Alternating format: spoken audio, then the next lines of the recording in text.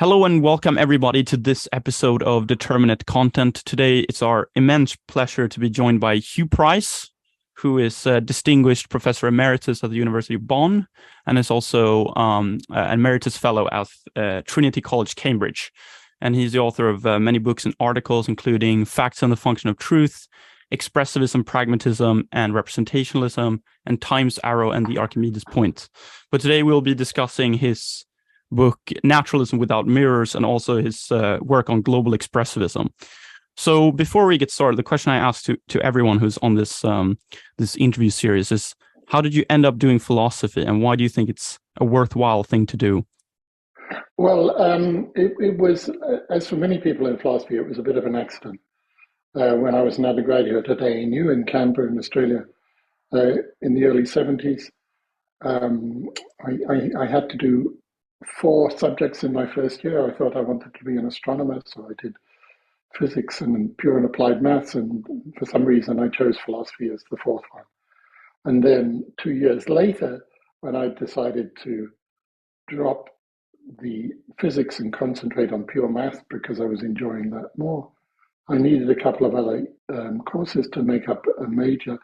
I found since I'd done philosophy 1, I could do 2 more philosophy courses, one of which could be logic, which was very simple for me because I was good at pure maths. And the other was a philosophy of science course. And it was really the content of the rather wide-ranging philosophy of science course that first got me,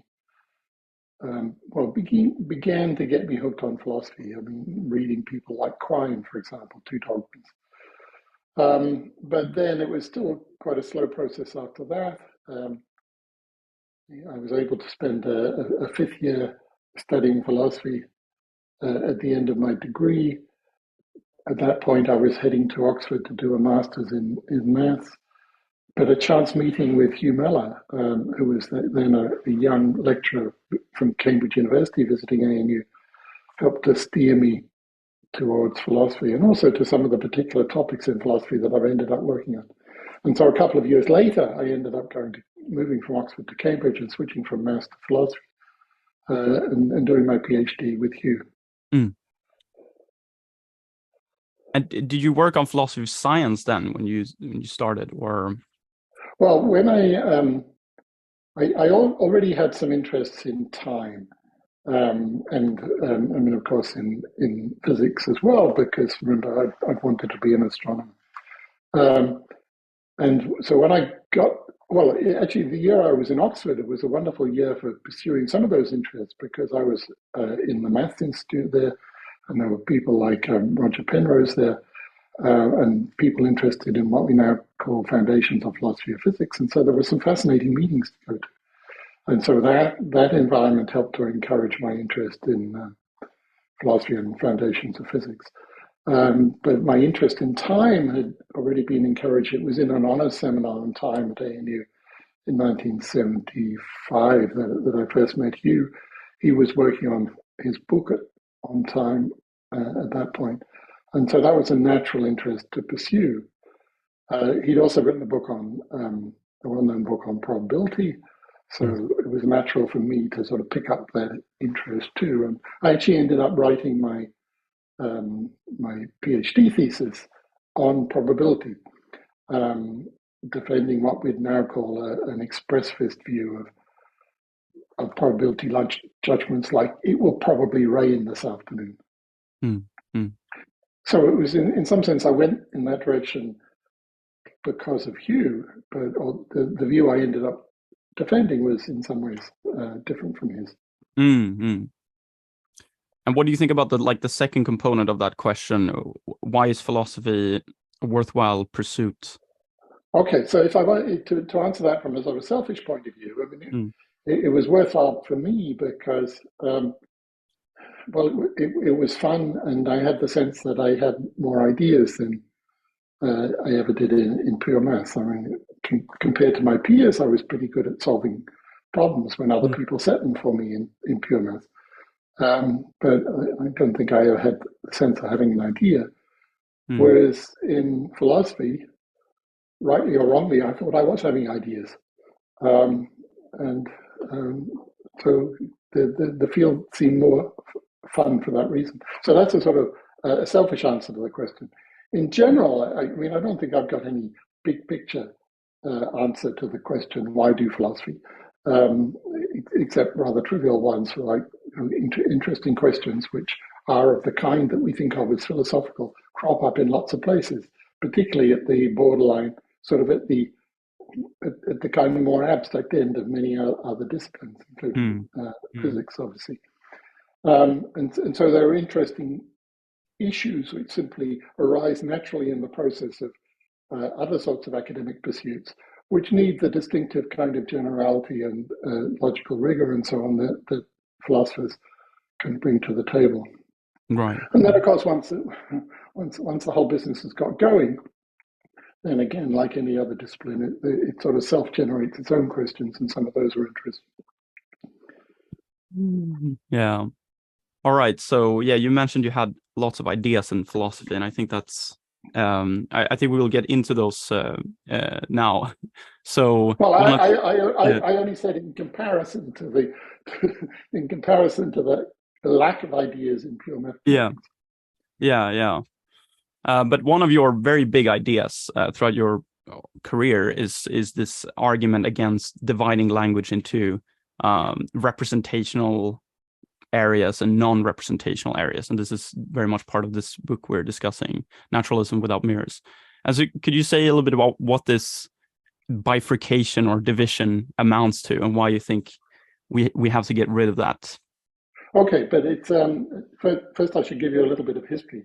So it's not true that it's that's something I've been saying throughout my career. So in my PhD thesis, as I said, I was defending what we'd now call an expressivist view of probability judgments. And one of the ways I expressed that at that time was to say that they don't have genuine truth conditions. They're not genuinely true or false. And that was a sort of familiar part of the kind of package of ways in which people try to delineate the bifurcation. And I went on, and I came up with what I thought was a reasonable criterion for drawing the bifurcation. And it was in terms of because one of the things I focused on about probability judgments, one of the things I took to favor an expressivist approach, was that it can be the case that two people who seem to be disagreeing about the probability of something end up thinking that neither is at fault, because it turns out they're relying on different bodies of evidence, and there's no particular sense in which they should have had the same evidence. And so I thought that I called that, well, later I called it no fault disagreement. And at the time in my thesis and for a few years afterwards, I thought that marked the kind of criteria that we were looking for. And so the genuinely truth conditional judgments could be the ones which didn't admit no fault disagreement. And I used that criterion in some of my early papers in the early 80s. But later I came to think that there were no parts of language which were entirely free in principle of those sorts of no fault disagreements. And the big influence there was Kripke's book on Wittgenstein on following a rule, because I came to think that the kind of phenomenon that Kripke focuses on, the possibility that two speakers who, as it were, seem to be using a word to mean the same thing, and who've sort of learnt the word from the same set of examples, will nevertheless turn out to diverge in their usage in later occasions. And in cases of that kind, unless we can appeal to the majority of a community or something like that, and obviously we can imagine cases in which that doesn't work because the community is evenly divided. In cases of that kind, it seems appropriate to say it's a no-fault disagreement in my terms.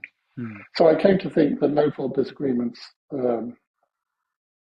were possible everywhere, so that couldn't mark a sharp criterion. And my first book, Facts and the Function of Truth, was initially intended to be an exploration of what genuine factual statementhood amounted to. but ended up defending the view that there was really no such thing. What there was this kind of gradation. And also, I think more interestingly, that the sort of category of factuality, as you might say, is sort of it's sort of instituted from the inside by the well, what these days in Brandon's terms I would call the game of giving and asking for reasons.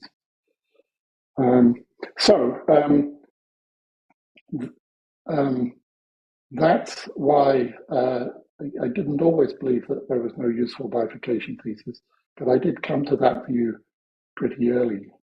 And then later on, I came to see it as supported by arguments from minimalism about notions like truth and reference and things of that kind.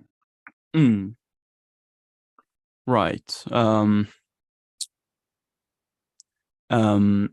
But I suppose, yeah, the idea is that some parts of language are somehow more in touch with reality, more representing reality in a more real way than other parts of discourse. And I guess that can be fleshed out in many different ways. Do you think like all of these ways will fail?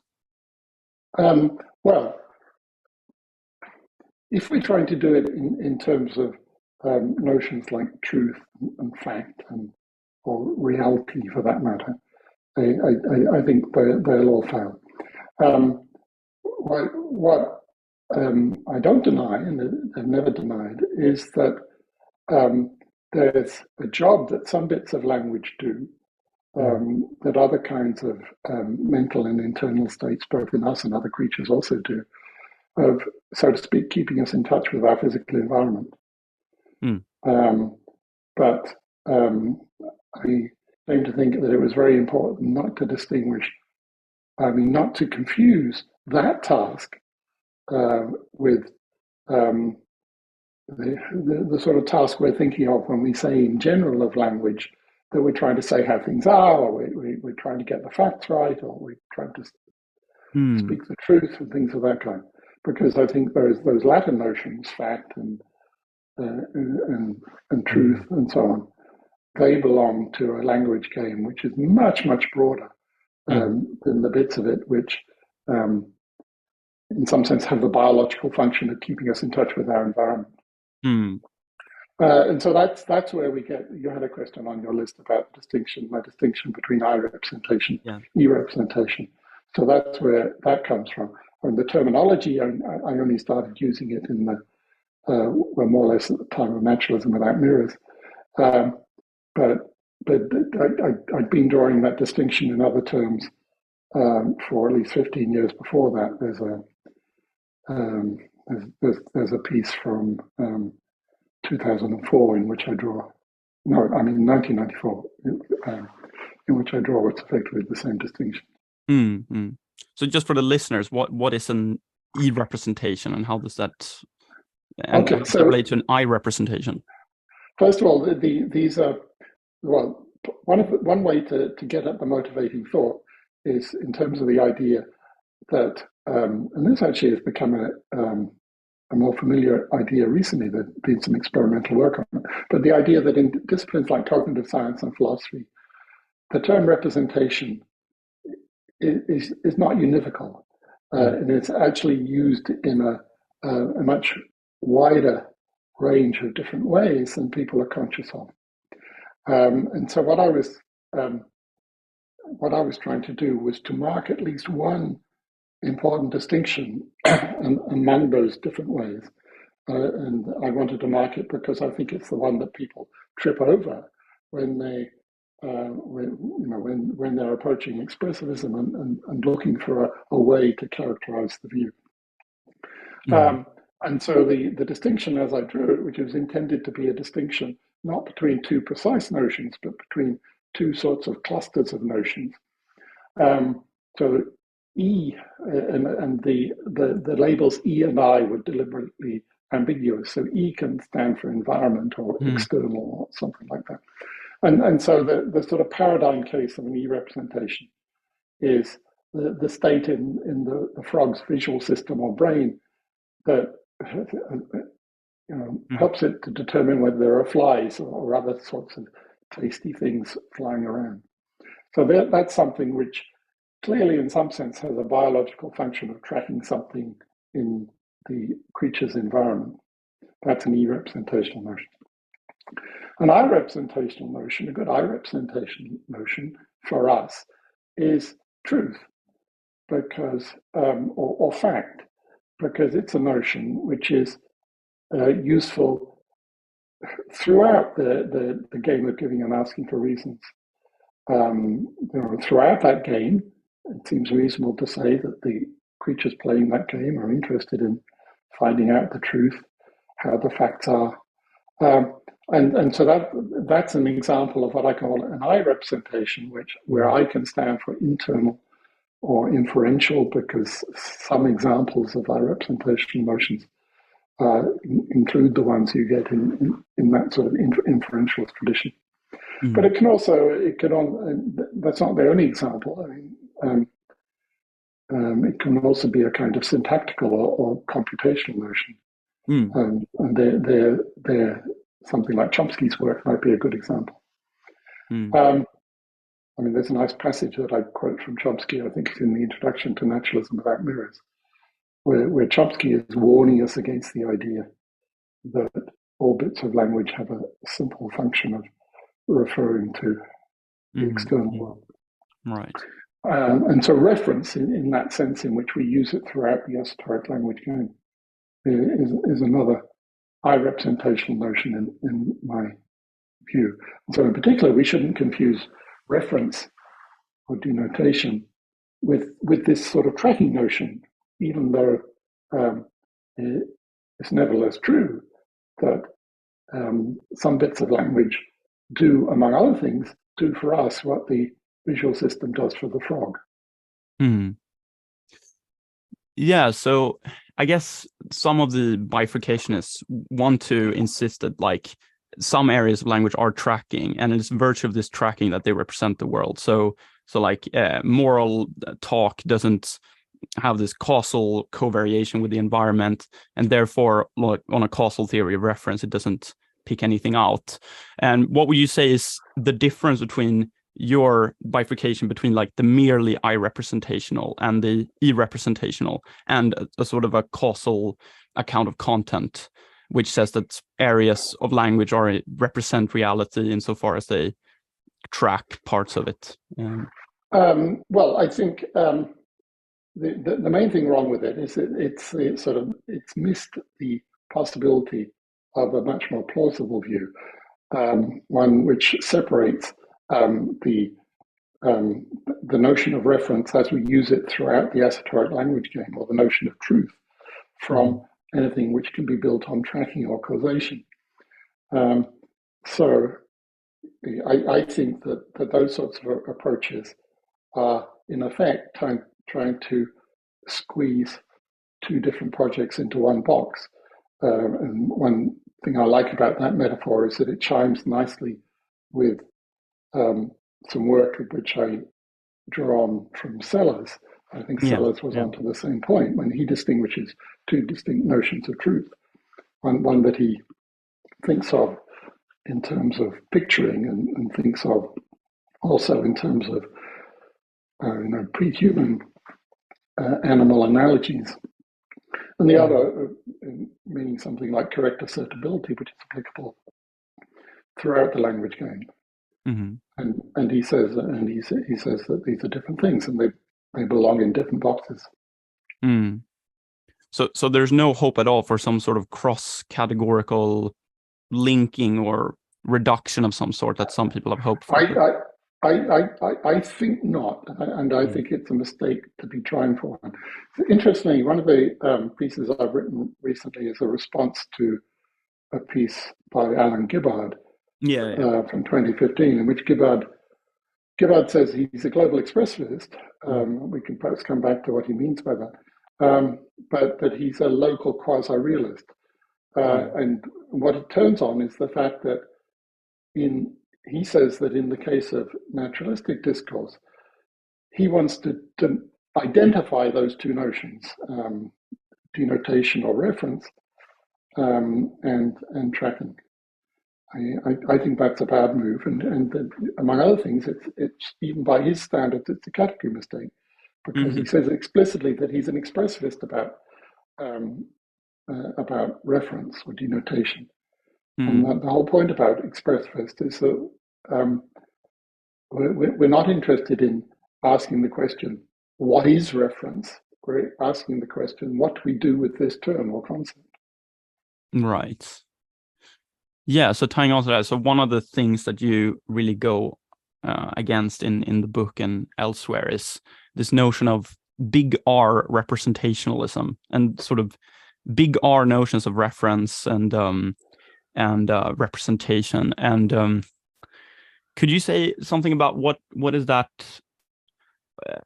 What is that supposed to mean, and how does that differentiate itself from sort of an everyday notion of representation in which, sort of a map can represent the territory and so on?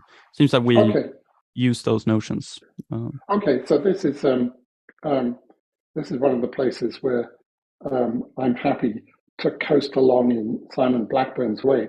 I Mhm. mean, Simon's been saying for a very long time now that um, if you're a quasi realist, you can be a realist in a sort of deflationary sense. You can say, Mm. of course there are moral facts and moral truths. Here are 5 examples of them. And so you can be a realist in that smaller sense. Um, if you think that's not good enough, so you can be a realist in a small R sense while still being an expressivist, still telling the functional genealogical story about how that bit of the language game gets going. Now, if you think that's not good enough, then you need something else at that point. You need something that we could call big R representation. But the Mm. onus is entirely on the expressivist's opponent to tell us what that would be. Okay. So your question is not a question for me. It's a question for anybody who thinks that they're a realist in a way in which I can't be. Mhm.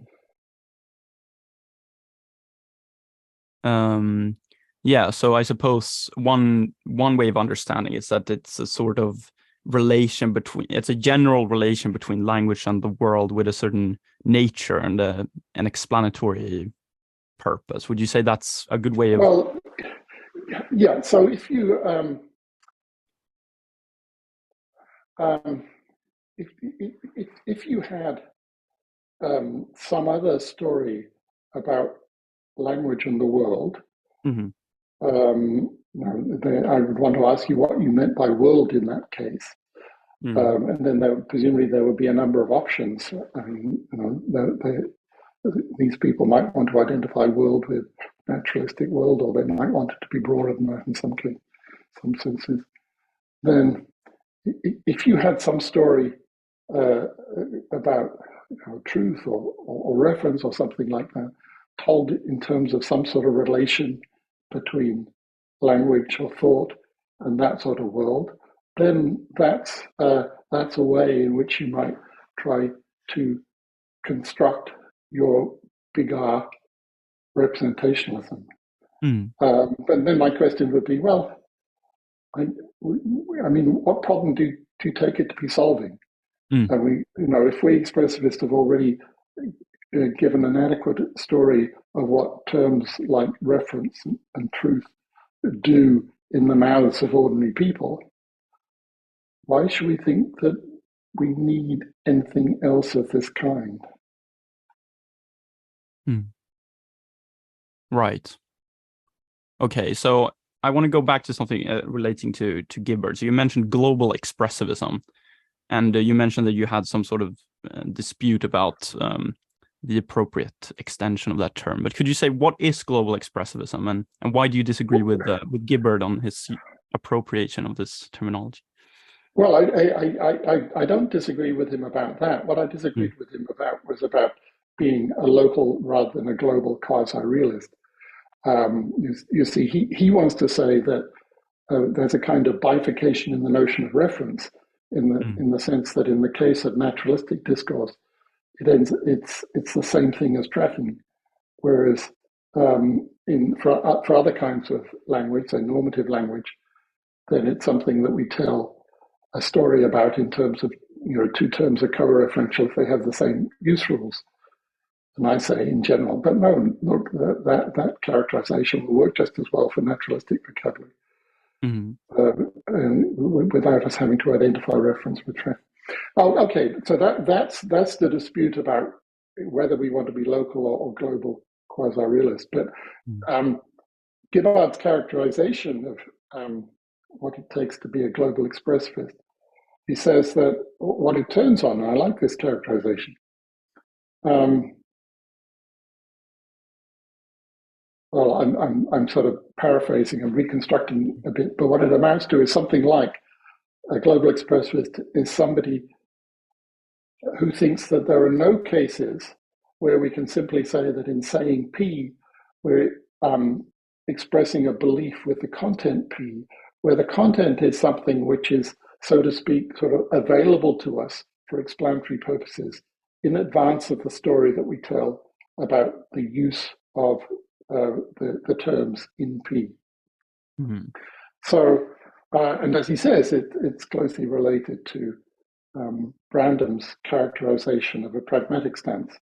So there are passages I often quote from Brandam in which he says things like, the pragmatist thinks that, well, he doesn't quite put it like this because the term downstream is one that I use. I think he does, but he says that content is always downstream of use. So we have to think of content as being instituted by a practice of using terms in a certain way. And so Gibbard's characterization of global expressivism, which he endorses, is basically that. It's the belief that there aren't any pre-existing contents or propositional contents, that some beliefs can be thought of as just matching or something like that. Content has to be thought of as everywhere downstream of use.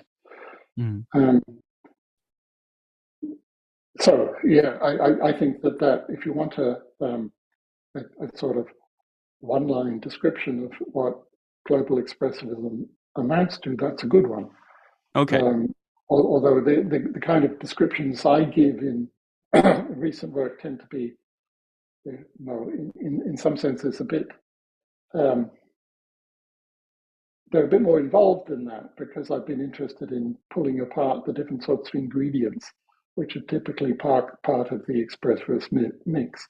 So one ingredient is relying everywhere on use conditions rather than truth conditions or something like that. And that lines up very nicely with Gibbard's characterization. But other ingredients involve often being deliberately presented as an alternative to a metaphysical investigation.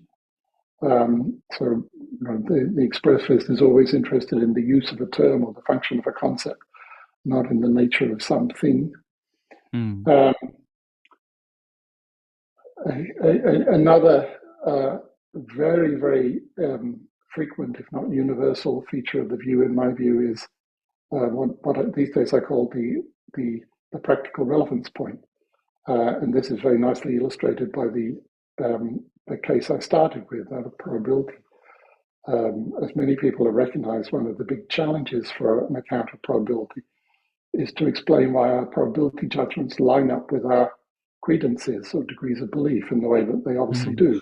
So if I tell you that it'll probably rain this afternoon, you can infer that I'm confident that it will rain this afternoon. Now, why is that? And a story about the meaning of probability judgments ought to explain that. And as many people have pointed out, going back at least to Ramsey, in some cases it's not obvious how that job is going to be done. And one person who points it out very clearly is Huw Miller in the introduction to his book, The Matter of Chance. But he doesn't refer to Ramsey, I think, but he certainly refers to William Neal as another person who'd made that clear. And then a little bit after Miller, David Lewis famously makes the same point.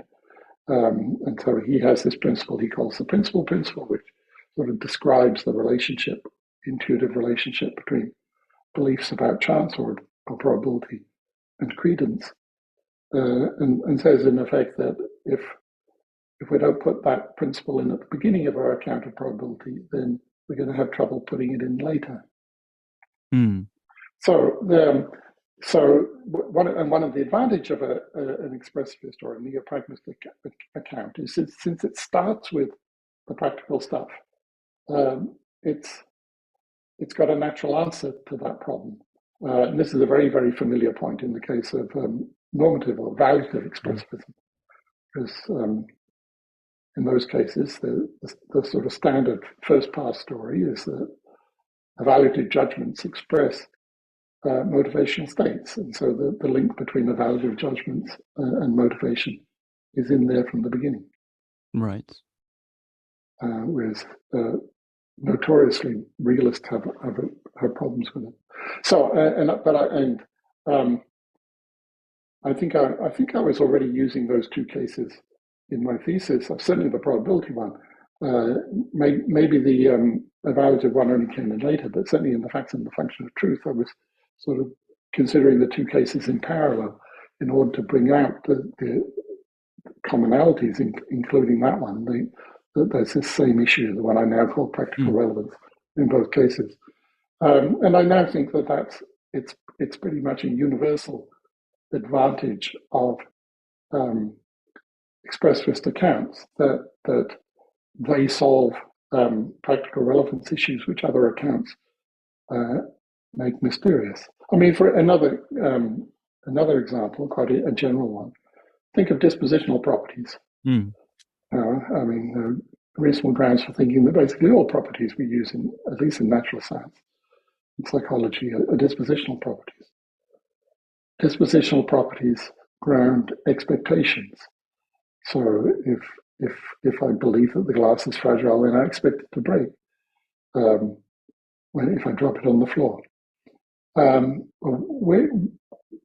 Where does that link between the judgment about the disposition and the expectation come from? If you're giving some sort of metaphysical account of dispositions, thinking of them as sort of powers out there in the world, then you've got the same problem that you had in the people that certain views of objective probability had, of explaining the link between the content you're ascribing, the sort of real world content that you're ascribing to these judgments about these properties, and the psychological relevance of them. Whereas if you start with expectations and think that dispositional descriptions are in effect projections of our expectations or something like that, then you've solved that problem at the beginning. Right. So instead of starting with the content, taking that as sort of face value, we should start with looking at how it's used, and then find the content downstreams from use. Yes. So you sort of so very crudely, you imagine a community of our pre-linguistic or almost pre-linguistic ancestors who find themselves with various sorts of of course, it's extremely useful for them to form expectations about their immediate environment. They need it all the time for the obvious reasons in daily life.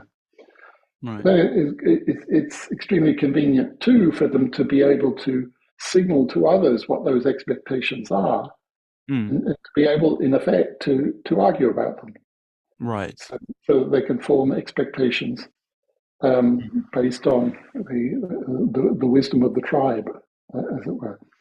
And so there you have a very quick sort of just so story about how expectational talk comes to be usefully put in terms of esoteric contents with which people can agree or disagree. Right. Yeah. So I guess one of the motivations for this, for taking this line as well, is that it avoids a certain type of metaphysics, which you call placement metaphysics, which is roughly the sort of idea that where you have like a dispositional talk, or you have talk about probabilities or morality, and then you try to place the entities to which these terms refer in like a naturalistic worldview. So I mean, I guess with dispositions, you mentioned powers, and with morality, it's obviously sort of reductive naturalism and so on. So, Yeah. but I wanted to ask you, do you think that some placement problems are still worthwhile? So these pre-linguistic humans that you mentioned, like, go around talking about various dispositions occurring and so on. I mean, isn't it one feature of human life that we want like a cogent worldview in some sense, and like a picture of how everything hangs together in some sense, so that we want to locate where these dispositions are, given that they play such a useful role in our lives? Do you think there's something to that? Not much. Mm-hmm. I mean, I don't want to say that there's that there are never any cases where there are interesting cases of that kind, because I think that it can be the case within the realm of what we could loosely call naturalistic phenomena, that there could be interesting questions there about how things hang together. How does how does something like thunder and lightning fit into the picture we have of the world, for example? So you can think of some scientific questions as being like placement problems. Yeah. It's not sort of a priori where the boundary between those sorts of questions Yeah. and the question that turn out to be more helpfully addressed via the expressivist or neo-pragmatist route. It's not immediately obvious where that boundary is going to lie. I mean, for example, where is psychology going to fit in? It may depend on which bit of psychology you're talking about. You might think that intentional psychology in Dennett's sense turns out to lie on the sort of neo-pragmatist side, but maybe other things don't. Maybe consciousness doesn't. That's a possible view. Yeah. But when coming back to that metaphor of seeing how things hang together, I think, much as I respect Sellers, I think in some ways it's a little bit misleading, because in some cases, as he himself well knows, it's helpful to think not about the things, but about the concepts. And so it's sort of better to think about sort of how the ways of talking hang together, or something like that, rather than to put ourselves into a sort of material mode right at the beginning. Right. Okay. Yeah. So I had another question about. So I mean, so you argue against placement metaphysics, and I mean, so much of like contemporary analytic philosophy has been devoted to metaphysics in the past 30, 40 so years, and it seems that it's not clear exactly how many of these rely on big R representationalists, because it's deflationism is quite a popular option today in the theory of truth and reference and so on. So how would you say that? I mean, does metaphysics necessarily need to rely on this big R meaty relation between word and world, or? I think there are things worth calling metaphysics that don't rely on that. I mean, for example,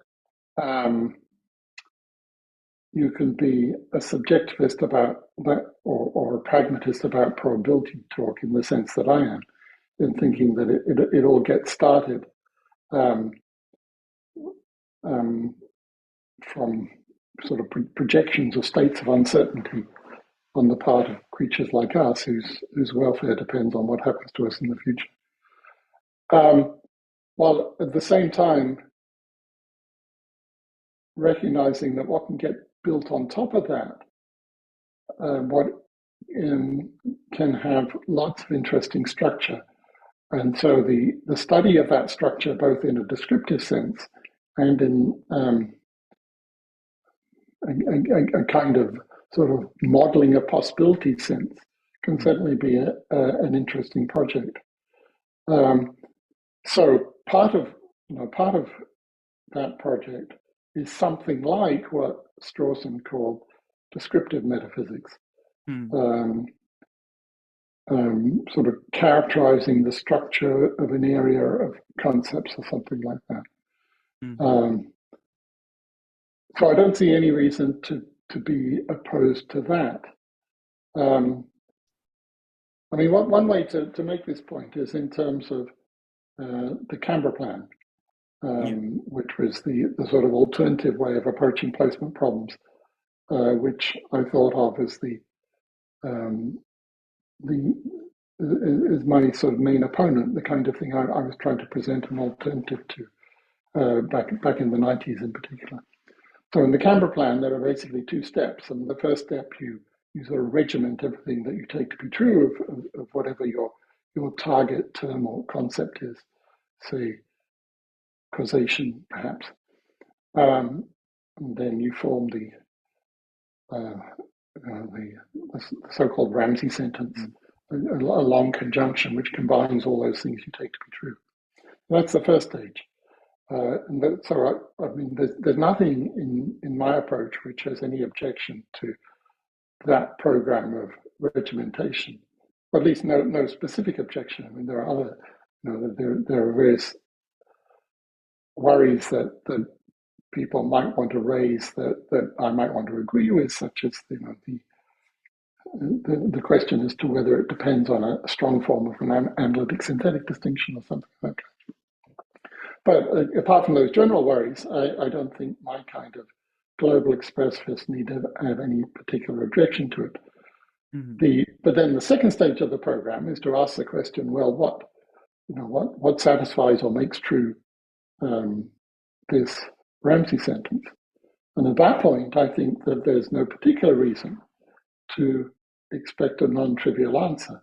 We've got a trivial answer. I mean, if causation was the place we started with, then the trivial answer is, well, it's causation, of course. What did you expect? The question is whether we should, in general, expect something else. And the whole program is sort of modeled on a Lewisian program for theoretical identification in science.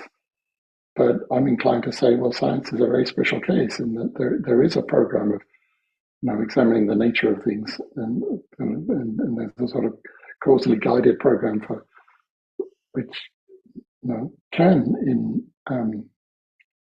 useful ways, find a non-trivial answer to questions like that.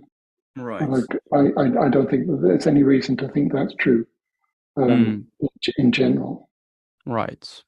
Yeah, right. So it's not true like a priori, but it might turn out that maybe power talk, for instance, can be placed in a scientific world, right, as opposed to the. Well, I think there are two things that I think are likely to get in the way there. I mean, one of the issues about the Canberra Plan is that there are, in effect, two versions of it which don't get distinguished particularly clearly. One is a sort of causal version, where in effect the roles that you're characterizing are causal or functional roles. So you're always asking, what is the thing that plays this causal role? The other is where the roles are thought of in semantic terms. So you're asking for a truth maker or something that satisfies a sentence or something of that kind. And I mean, considering the first of those, it seems pretty clear that there's some cases in which it's not going to work. I mean, for example, when the case of causation itself. I mean, we don't think of the causal relation as something that itself has causal powers. And so power talk, it seems to me, would be unlikely to get anywhere on that kind of understanding. But the other understanding depends on some sort of big R notion of reference, which I'm skeptical about. Now, somebody who's not skeptical about it, who feels that they've got it in their toolkit, has got a question they can ask, but it's not one that is going to look interesting from my point of view, because I'm skeptical about that crucial piece of their toolkit. Right. So yeah, I think you say at some point that the question as to what makes Snow is White true. It's just a question about what makes Snow white. Yes, That's the yes, chemical. exactly. Yeah. Yeah, exactly. But I suppose, I mean, someone who is kind of fond of this like grounding literature might say, yes, that's. I mean, when I ask what makes Murder is Wrong true, or what makes there is a possible world such that blah blah blah true, I'm also asking these sort of. I'm calling out for some sort of constitutive explanation of some sort of reduction as a scientist is looking for when they're looking for the explanation of why what makes Snow white, and that would presumably be some sort of chemical. Yeah, well, I don't find the analogy at all persuasive, because I think it's it's taking something which is a legitimate explanatory question in one domain and trying to apply it in another domain without any good grounds for thinking that it has any interesting applicability in that case. Yeah, okay. So I wanted to turn to some of your other work in like the philosophy of science and philosophy of physics. So I was wondering, how do you see your work in the philosophy of science as informing your philosophy of language? Because I know you have argued that sort of causation and tense is agent relative. Do you think that fits into your sort of subject naturalist focus in philosophy of language, or? Yes, absolutely. And the case of causation is a particularly interesting one, because it's a place where my two sort of big projects overlap. And so the second big project, the one we haven't talked about, involves an interest in time, including the sort of traditional philosophical issues in the philosophy of time, but more especially questions related to the direction of time and the temporal asymmetry of some physical processes. So there's a bunch of questions there. And then there are also some questions which to some extent overlap with those about the interpretation of quantum theory. So those are my main interests in philosophy of science or philosophy of physics. Now, one way of characterizing some of those issues in the case of time is as the question as to which aspects of our intuitive picture of time should be thought of as, in Sellers' terms, as part of the scientific image, and which are part of the manifest image. And there are quite a close analogy between putting them in the manifest image and taking what I call a neo-pragmatist or an expressivist account of them. So you're, as it were, to the extent that you're doing that, you're accounting for the feature in question, some feature of some aspect of our temporal picture of the world, sort of in terms of our viewpoint, rather than in terms of how the world is independently of us. So, and it's natural, as I say in my in Time's Arrow, it's very natural to think of that as just a continuation of a project that physicists and philosophers have been interested in since the time in the 17th century when they were really, in effect, engaged in the same discipline. So it was at that time that what we now call the distinction between primary and secondary qualities began to be drawn. And it was drawn initially by people like Galileo, who were interested in the question as to what the proper domain of what we now call physics should be, and whether it should include things like colors and smells and tastes. And Galileo thought that it shouldn't, because, as he puts it, they have their residence solely in the sensitive body. In other words, they're subjective. Okay, and so then one of the points I made is that, look, in the case of time, some of those issues haven't been settled yet. what goes on the subjective side, what goes on the objective side. I argue that pretty much all the stuff that appears to distinguish time from space ought to go on the subjective side.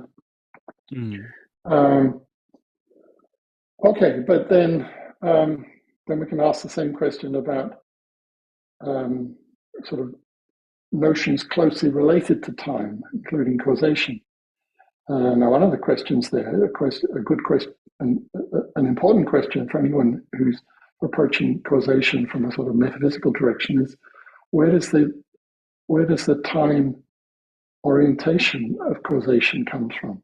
Well, I mean, there are sort of two questions here. What distinguishes cause from effect? So what gives the causal relation its internal arrow? And why does that internal arrow line up, apparently, in all cases, with the temporal arrow? So those are good questions. And I think that those questions turn out to provide one of the strongest reasons in support of a kind of pragmatic account of causation, because in my view, it turns out that the best account of both of the distinction between cause and effect and of the usual temporal orientation of causation is in terms of our viewpoint as agents. So it's our viewpoint of any agent needs something which is in effect equivalent to the cause-effect distinction. So that's sort of essential. Well, it really rests on means-end reasoning, what we can do in order to achieve something else. And the ordinary temporal orientation of it comes from the fact that as agents, we humans all share the same orientation. So when we're acting as agents, we're all deliberating in the present for the future. Now we can imagine it's perfectly consistent with physics that there might be creatures somewhere else in the universe who have the opposite temporal orientation, in some region of the universe where the second law of thermodynamics sort of works in the opposite direction. And if so, then in my view, those creatures would think of causation as running in the other direction too. Okay, so but to sort of see the attractions of that viewpoint, you sort of need input from both sides. So you need to see the possibility of a neo-pragmatist account of causation and its direction. And you also need an awareness of the issues in philosophy of time, physics of time, that make this kind of perspectival view an attractive one. So there's this sense in which I think that the fact that I've had these two other big projects has just given me particular advantages in dealing with cases like causation, which sort of fit in the middle. Although, because it does lead to, I mean, there's a downside to it, which is that if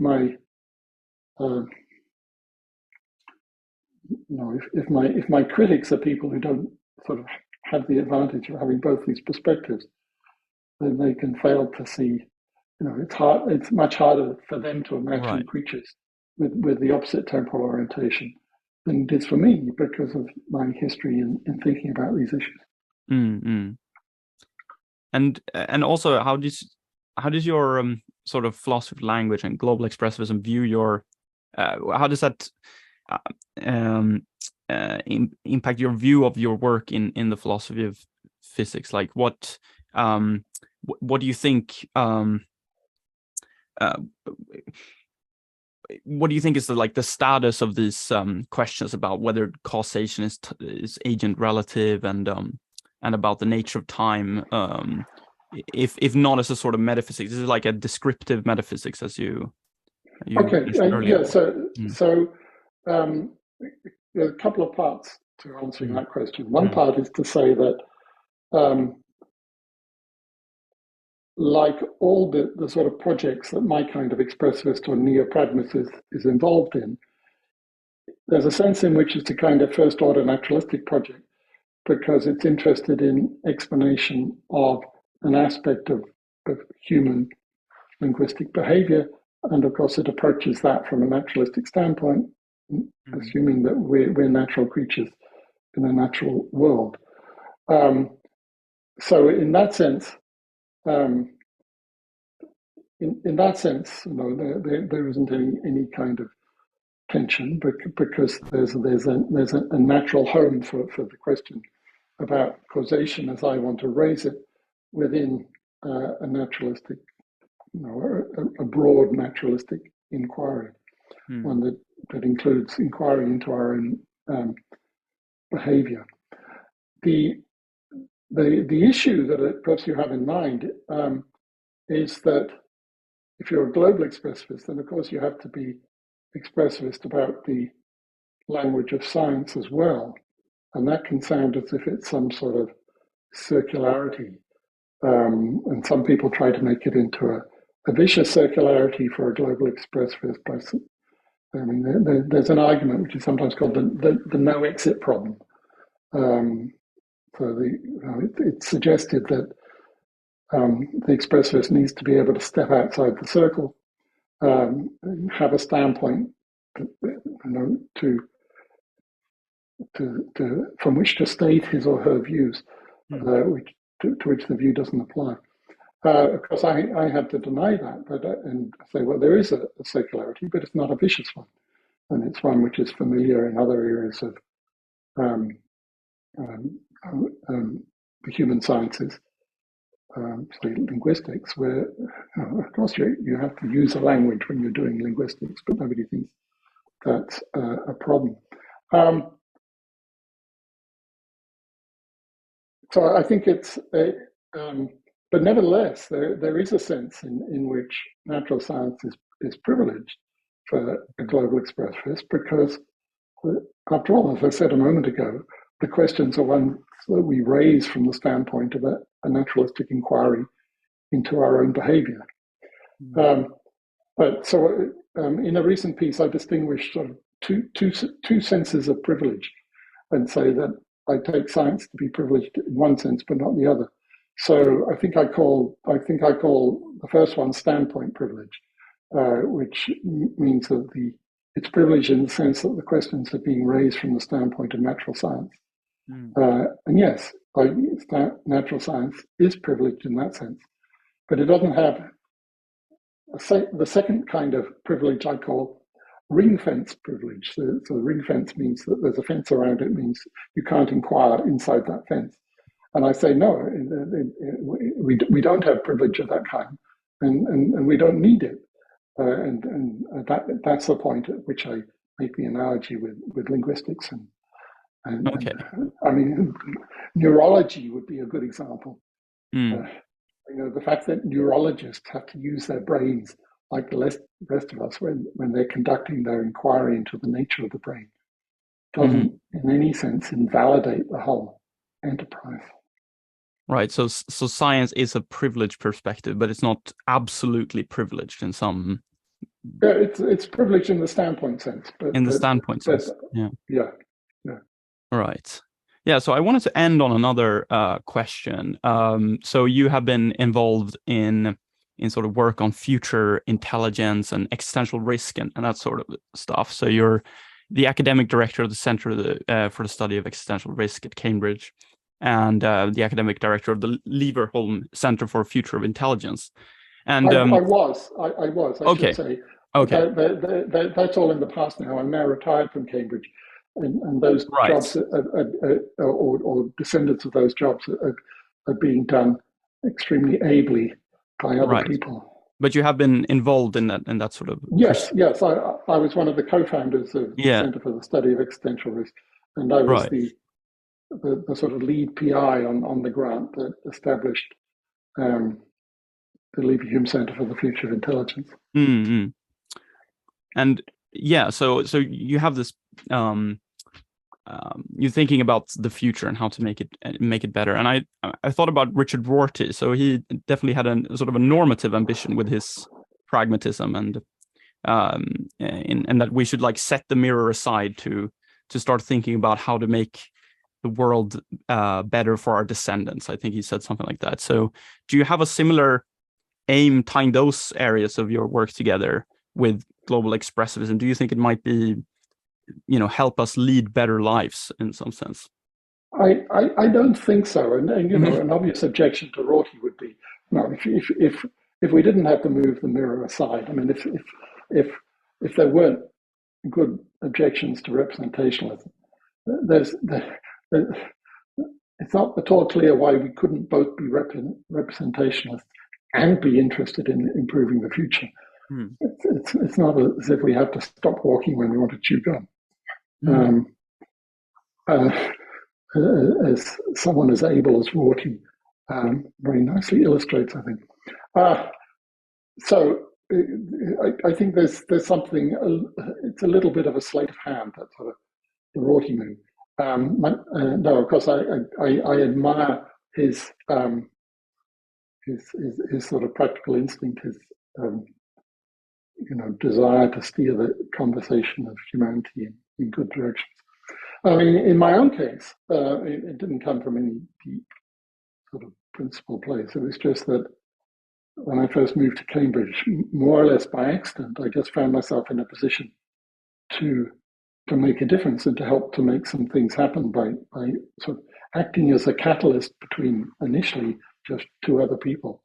One of them, Jan Tallinn, one of the founders of Skype, and the other, Martin Rees, who's a remarkable British astrophysicist, a former president of the Royal Society. And when I first moved to Cambridge, he was still master of Trinity College. Hmm. And he was somebody I knew through a little bit through philosophy of cosmology, philosophy of physics circles.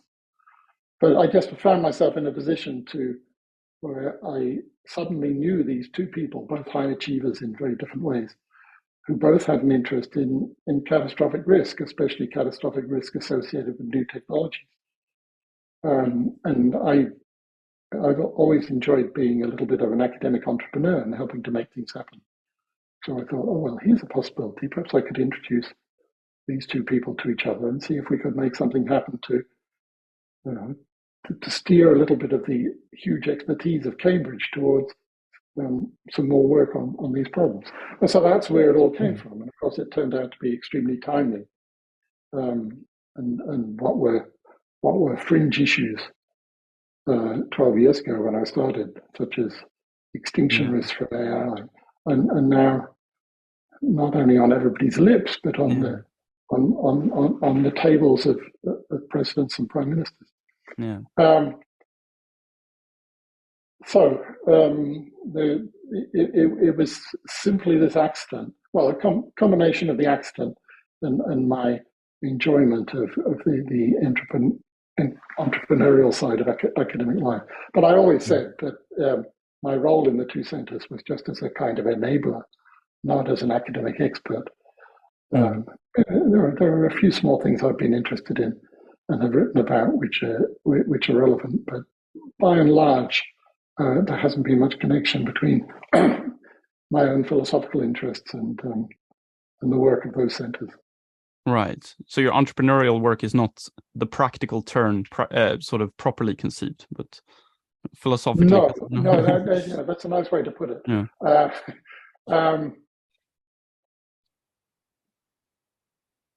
I mean, I wonder whether there's a connection, and that I mean, after all, we've got the case of Rorty too, and whether being a pragmatist in a philosophical sense does give you slightly more of a kind of inclination towards. But I think it would probably be quite easy to come up with counterexamples.